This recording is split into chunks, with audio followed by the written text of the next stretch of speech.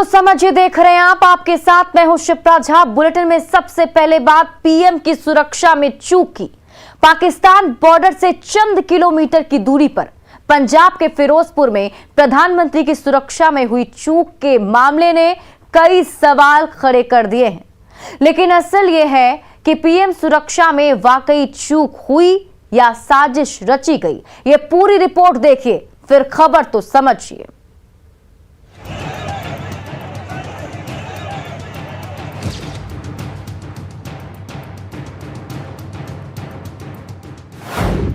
PM के root की जानकारी सिर्फ राज्य सरकार को, फिर रास्ता कैसे हुआ ब्लॉक? रूट पर खड़े किसानों को पंजाब पुलिस ने समय रहते हटाया क्यों नहीं? पीएम मोदी के रूट पर बैठे किसान अगर हटने को तैयार नहीं थे तो पीएम का रूट बदला क्यों नहीं? सुरक्षा में चूक हुई या सियासी साजिश हुई?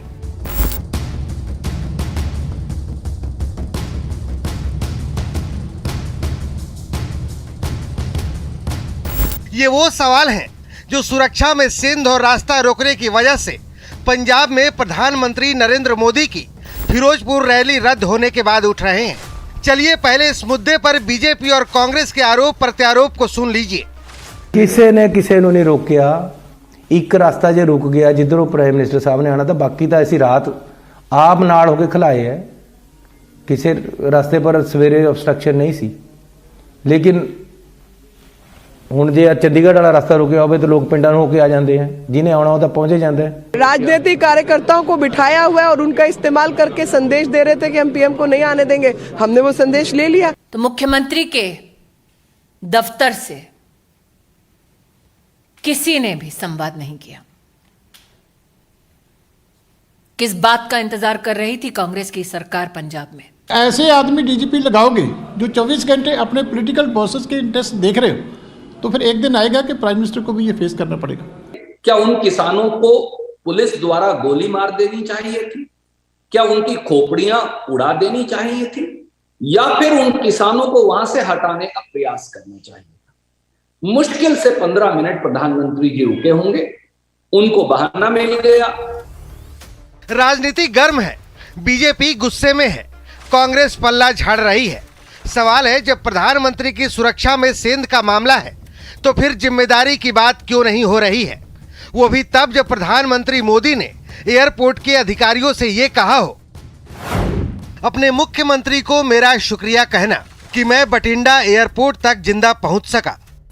ये कोई छोटी बात नहीं, क्योंकि देश में लोकतंत्र है और प्रधानमंत्री उसके संवैधानिक पद पर बैठा सबसे अहम शख्सियत। फिर सियासी आग तो लगनी ही थी। बीजेपी के नेता से लेकर केंद्रीय मंत्रियों और मुख्यमंत्रियों ने पंजाब की सरकार और कांग्रेस पार्टी पर हल्ला बोल दिया। ये वो चीज है जो पाकिस्तान और आईएसआई चाहती है कि हमारी कॉन्फ्लिक्ट हो। मैं हैरान हूं और इस बात को लेकर चिंतित हूं कि जो आईएसआई और पाकिस्तान चाहता है वही कांग्रेस की सरकार पंजाब की चाह रही है और देश की कांग्रेस की पार्टी चाह रही है। चूक एक साजिश है, ये जानबूझकर षड्यंत्र पंजाब की कांग्रेस सरकार ने किया है। कांग्रेस की सरकार आईएसआई और पाकिस्तान की एजेंसियों के इशारे पर काम कर रही है। कांग्रेस और पाकिस्तान के बीच एक समझौता है। पाकिस्तान के बॉर्डर पे प्रधानमंत्री जी को इतने देर तक जो रुकना मजबूर कर दिया, इसमें बहुत बड़ा षड्यंत्र है। क्या कांग्रेस की सरकार, गांधी परिवार नफरत से इतना भरा है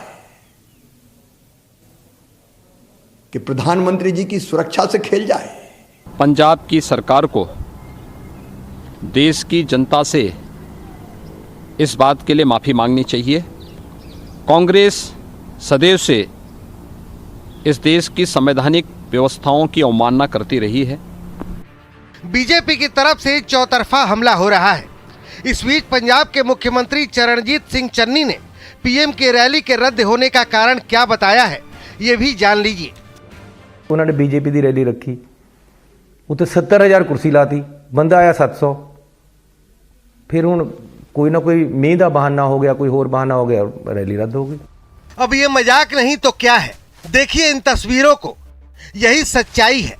प्रधानमंत्री की गाड़ी तकरीबन 20 मिनट इस फ्लाईओवर पर फंसी रही और जब इसको लेकर बीजेपी ने कांग्रेस सरकार पर साजिश का आरोप लगाया तो कांग्रेस नेताओं की बयानबाजी भी शुरू हो गई। यूथ कांग्रेस अध्यक्ष बीवी श्रीनिवास ने प्रधानमंत्री से सवाल किया, मोदी जी हाउस द जोश।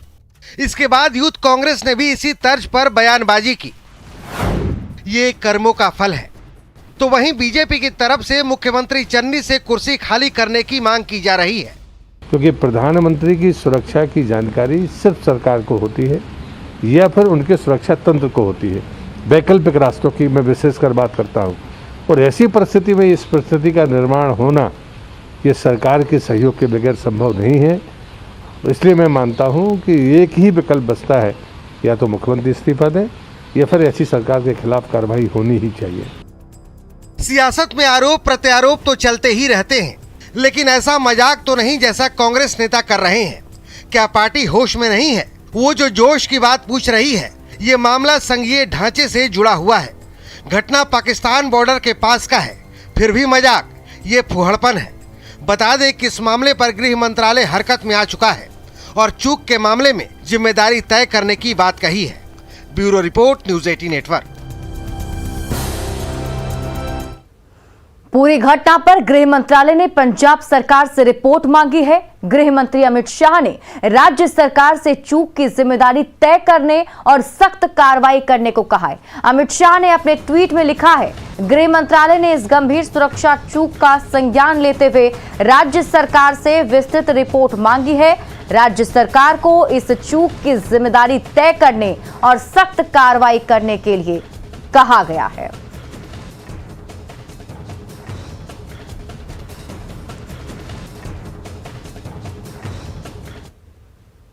अब आप खबर तो समझिए। पंजाब में जिस जगह पीएम को रुकना पड़ा वो हाईली सेंसिटिव जोन माना जाता है। भारत पाकिस्तान इंटरनेशनल बॉर्डर के नजदीक बसे होने की वजह से फिरोजपुर पंजाब का बेहद ही संवेदनशील जिला है। जहां पीएम को रुकना पड़ा वो एरिया इंडो पाक इंटरनेशनल बॉर्डर पर महज 30 किलोमीटर दूर है। फिरोजपुर एरिया में लगातार टिफिन बम और अन्य विस्फोटक पदार्थ भी मिलते रहे हैं। प्रधानमंत्री की रैली का ऐलान लगभग 1.5 हफ्ते पहले हो गया था। ऐसे में पीएम की सुरक्षा के इंतजाम जितने होने चाहिए थे, ग्राउंड पर उतने नजर नहीं आए। देश का प्रधानमंत्री लोकतांत्रिक देश में एक सबसे बड़ा नेता होता है। पीएम मोदी देश के सबसे लोकप्रिय नेता हैं। देश ने 2 पीएम की राजनीतिक हत्या भी देखी है। प्रधानमंत्री इंदिरा गांधी की हत्या 31 अक्टूबर 1984 को दिल्ली में हुई थी। वहीं 21 मई 1991 को राजीव गांधी की हत्या हुई थी। ऐसे में पीएम मोदी की सुरक्षा में चूक, ये बड़ी बात है। चूक के बाद कांग्रेस नेताओं का बयान संवेदनहीनता को दिखाता है। बढ़ते हैं आगे और अब बात पीएम की सुरक्षा में चूक के मुद्दे पर बिहार में भी सियासत तेज हो गई है। बीजेपी सांसद सुशील कुमार मोदी ने कहा कि इसका खामियाजा कांग्रेस को भुगतना पड़ेगा, तो वहीं कांग्रेस और आरजेडी के नेता गोलमोल जवाब देते दिखे। आप ये रिपोर्ट देखिए। पंजाब में आज जो कुछ हुआ है, इसका खामियाजा पंजाब में कांग्रेस को भुगतना पड़ेगा और इसलिए बहुत ही क्षुद्र राजनीति हुई है और इसलिए वहाँ के मुख्यमंत्री को उसका जवाब देना चाहिए। नड्डा जी लगातार फोन करते रहे, उनका फोन तक नहीं उठाया, उसका जवाब तक नहीं दिया। अगर वो ये समझते हैं कि प्रधानमंत्री को जाने से रोक दिया तो इसका उनको राजनीतिक लाभ मिल जाएगा। तो पंजाब में जो किसान आंदोलन के बाद की जो हालत है, लगभग 600-700 किसानों की मौत हुई, लोगों में आक्रोश का होना स्वाभाविक है। इन सभी कारणों की वजह से प्रधानमंत्री ने खुद ही अपने कार्यक्रम को स्थगित किया। इसमें कहीं से भी हमारे स्टेट गवर्नमेंट का कोई विरोध तो होंगे, ये कोई राजनीतिक दलों के लोग विरोध नहीं कर रहे हैं। देश के अन्नदाता किसान भाई आज विरोध कर रहे हैं, उनका धैर्य आज जवाब दे गया है। और अब बात कोरोना की। दुनिया भर में कोरोना एक बार फिर कोहराम मचा रहा है। कोरोना को रोकने के लिए कल से बिहार में नई गाइडलाइन जारी हो जाएगी। नई गाइडलाइन के मुताबिक क्या बंद रहेगा और क्या खुला रहेगा, ये सब कुछ जानने के लिए लेकिन सबसे पहले आपको बता दें कि बिहार समेत देश भर में कोरोना का अपडेट क्या है। तो दुनिया भर में 25 लाख प्रतिदिन नए केस सामने आ रहे हैं।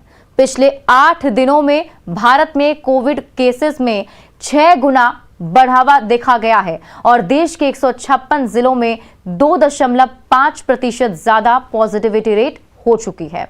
आज बिहार की बात की जाए तो 1615 नए केस आए हैं।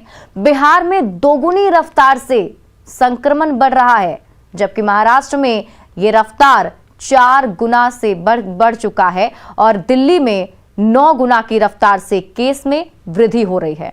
कल से बिहार में नई गाइडलाइन जारी कर दी जाएगी। बिहार में कल से होम आइसोलेशन के मरीजों को दवा की सुविधा मिलेगी।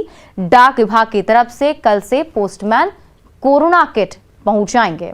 10 जनवरी से प्रिकॉशन डोज भी दिए जाने होंगे। तो ऐसे में आप समझ लीजिए पूरी तैयारी जो है वो की गई है, क्योंकि लगातार कोरोना के केसेस बढ़ते जा रहे हैं। बात करेंगे कोरोना की ही तो दुनिया में कोरोना की तीसरी लहर शुरू हो चुकी है। दहशत का नया वेरिएंट ओमिक्रॉन तेजी से लोगों को अपनी चपेट में ले रहा है। फिलहाल मरीजों में ज्यादा गंभीर स्थिति देखने को नहीं मिल रही। मरीजों में लक्षण या तो माइल्ड या फिर एसिम्प्टोमेटिक दिख रहा है। इसे देखते हुए केंद्र सरकार ने, अब आप खबर तो समझिए कि सरकार ने नई गाइडलाइन आखिर क्यों जारी की है। ओमिक्रॉन पहले के मुकाबले ज्यादा संक्रामक है। तेजी से ये संक्रमण लोगों में फैल रहा है। लोग तेजी से बीमार हो रहे हैं। आशंका है कि आने वाले दिनों में मरीजों की तादाद और तेजी से बढ़ेगी। लोग घबराहट में अस्पताल का रुख करते हैं। अस्पतालों पर फिर दबाव बढ़ेगा। अब इसे देखते हुए केंद्र सरकार ने होम आइसोलेशन को लेकर नई गाइडलाइंस जारी की हैं। ओमिक्रॉन संक्रमित मरीजों के लक्षण माइल्ड हैं। ज्यादातर केसेस में अस्पताल की जरूरत नहीं पड़ रही है। तो ऐसे में अब ये नई गाइडलाइन जारी की गई है जिसमें आप होम आइसोलेट हो सकते हैं और अगर आपको 3 दिन तक फीवर नहीं आता है तो 7 दिन के बाद आप अपने आप को नेगेटिव मान सकते हैं। बढ़ते आगे, बिहार में कोरोना तेजी से पांव पसार रहा है। आज बिहार भर में 1659 नए मामले सामने आए, मतलब 2 गुना रफ्तार से कोरोना बढ़ रहा है। कोरोना को रोकने के लिए बिहार सरकार ने नई गाइडलाइंस जारी की है जो कल से पूरी तरह से लागू हो जाएगा। अब इस नई गाइडलाइन में क्या क्या प्रावधान है, क्या खुलेगा, क्या बंद रहेगा, ये सब कुछ जानिए इस रिपोर्ट में। मास्क कहाँ आपका? मास्क पॉकेट में है। और मास्क क्यों भूल गए आप? 12 मास्क रुपए है सर, कहाँ है? अभी हाथ लगाने के चक्कर में रह गए। पहन लेंगे। क्यों नहीं पहने ये तो बताइए। आज से पहन लेंगे। ऐसी ही बहानेबाजी और लापरवाही ने एक बार फिर से कोरोना को पांव पसारने का मौका दे दिया और साल भर पुराने वाले हालात बन चुके हैं। खतरे को देखते हुए बिहार सरकार ने एक बार फिर लोगों की सुरक्षा के लिए सख्त कदम उठाया है। गुरुवार से बिहार में नई गाइडलाइंस जारी हो जाएगी। नई गाइडलाइंस के मुताबिक रात 10 बजे से सुबह 5 बजे तक नाइट कर्फ्यू रहेगा। सभी दुकानें रात 8 बजे तक ही खुलेंगी। सिनेमा हॉल, शॉपिंग मॉल बंद रहेंगे। जिम, पार्क, उद्यान बंद रहेंगे। 8वीं तक कोचिंग और स्कूल बंद रहेंगे। 9वीं, 10वीं, 11वीं, 12वीं तक के क्लासेज 50% उपस्थिति के साथ चलेंगे। शादी समारोह में 50 लोगों को अनुमति होगी। शादी की सूचना 3 दिन पहले स्थानीय पुलिस को देनी होगी। रेस्टोरेंट, ढाबे 50% कैपेसिटी के साथ खुलेंगे। डीजे, बारात, जुलूस पर रोक रहेगी। पूजा स्थल श्रद्धालुओं के लिए बंद रहेंगे। मंदिरों में सिर्फ पुजारी ही पूजा कर सकेंगे। मेला और प्रदर्शनी पर पूरी तरह से प्रतिबंध रहेगा। दरअसल बिहार में कोरोना तकरीबन सभी जिलों में फैल चुका है। राजधानी पटना हॉट स्पॉट बन चुका है। मंगलवार से बुधवार के बीच संक्रमण के आंकड़े डबल हो चुके हैं। ऐसे हालात में आपकी सुरक्षा के लिए सख्ती बढ़ाई जा रही है। इसमें सहयोग कर आप भी सख्ती को सफल बनाएं। न्यूज़ 18 के लिए पटना से रजनीश कुमार के साथ ऋतु रोहिणी की रिपोर्ट। अब आप खबर तो समझिए कि कल से लगने वाली पाबंदी आखिर क्यों जरूरी है। जनवरी 2021 में एक दिन में अधिकतम 871 मामला सामने आया था, जबकि सिर्फ आज 1659 मामले सामने आए हैं। मतलब अगर आप हर घंटे के हिसाब से देखें तो 67 से ज्यादा लोग संक्रमित हो रहे हैं सिर्फ एक घंटे में। कल बिहार में 893 नए केस आए थे। कल के मुकाबले आज 722 नए केस सामने आए हैं। संक्रमण की ये रफ्तार आने वाले दिनों में एक बड़ी छलांग भी लगा सकती है। पिछले 5 दिनों की अगर बात करें तो 1 जनवरी को 281 केस आए थे, जबकि 5 जनवरी को ये केस बढ़कर 1659 हो गए। 39 में से 37 जिलों में कोरोना पांव पसार चुका है। लिहाजा अब हर किसी को सावधान रहने की जरूरत है और ये सावधानी बरतनी पड़ेगी, क्योंकि आने वाले दिनों में खतरा बढ़ सकता है। अब बात करेंगे कि कोरोना कितनी तेज गति से बढ़ रहा है। इसका अंदाजा आप इसी बात से लगा सकते हैं कि नीतीश कैबिनेट के 5 मंत्री कोरोना पॉजिटिव पाए गए हैं। वहीं सीएम हाउस तक कोरोना पहुंच गया है। आप ये पूरी रिपोर्ट देखिए, फिर खबर तो समझिए। तारकिशोर प्रसाद बिहार के deputy CM COVID positive. Renu Devi Bihar की deputy CM COVID positive. Sunil Kumar Bihar के मद्य निषेध मंत्री कोरोना पॉजिटिव। अशोक चौधरी बिहार के भवन निर्माण मंत्री कोविड पॉजिटिव। संतोष कुमार सुमन बिहार के लघु सिंचाई और SC/ST कल्याण मंत्री कोविड पॉजिटिव। नाम बताने के लिए काफी हैं कि कोरोना आम और खास नहीं देखता। जहां भी लापरवाही होगी, कोविड गाइडलाइंस के पालन में चूक होगी, वहां कोरोना डेरा जमा लेगा। बात सिर्फ मंत्रियों तक सीमित नहीं है। कोरोना बिहार के सीएम हाउस तक पहुंच चुका है। मुख्यमंत्री आवास में एक साथ कई कोरोना मरीज मिले हैं। मुख्यमंत्री आवास में भी कोरोना विस्फोट हुआ है। एक साथ कई लोगों में कोरोना की पुष्टि हुई है।